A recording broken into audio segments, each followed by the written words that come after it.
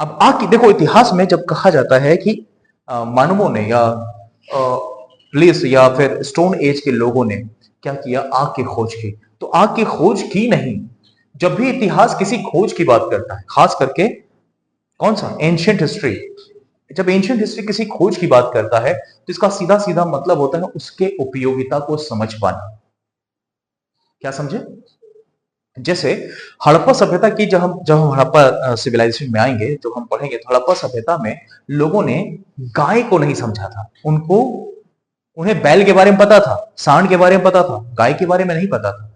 इसका मतलब वो गाय की उपयोगिता को नहीं जानते थे, क्योंकि बैल सांड आए कहां से, गाय से। तो इसका मतलब वो थी नहीं, ऐसा थोड़ी हो सकता है। लेकिन गाय का जिक्र तुम्हें हड़प्पन कल्चर में नहीं मिलेगा, कभी नहीं मिलेगा। भैंस का जिक्र तुम्हें हड़प्पन कल्चर में नहीं मिलेगा। भैंसे का मिल सकता है, बैल का, जितने भी पुरुष वर्ग हैं जो उपयोगी हैं वो मिलेंगे। जैसे ही वैदिक कल्चर आता है तो वैदिक कल्चर गाय को लेके आता है। अघन्या क्या कहता है, और अघन्या वो भी किसे, सफेद गाय को। वैसे ही बैल जो इसमें रखे गए वैदिक, सॉरी, हड़प्पन कल्चर में, वो कुबड़ वाले सांड कौन रखे गए, कुबड़ वाले सांड। आई बात समझ में? तो अगर इतिहास किसी खोज की बात करता है, खास करके एंशियंट हिस्ट्री, ये उसकी उपयोगिता को समझने या ना समझने के बीच के फर्क की बात करता है।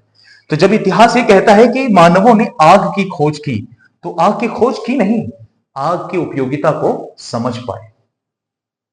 बात समझ में? क्या कर पाए, आग की उपयोगिता को समझ पाए। यानी किसी चीज को समझ करके उसके अंडरस्टैंडिंग को, उसकी उपयोगिता को समझना, यह है इतिहास में खोज का मतलब। आई बात समझ में? चलो आगे चलते हैं। टूल्स, किस तरह के टूल्स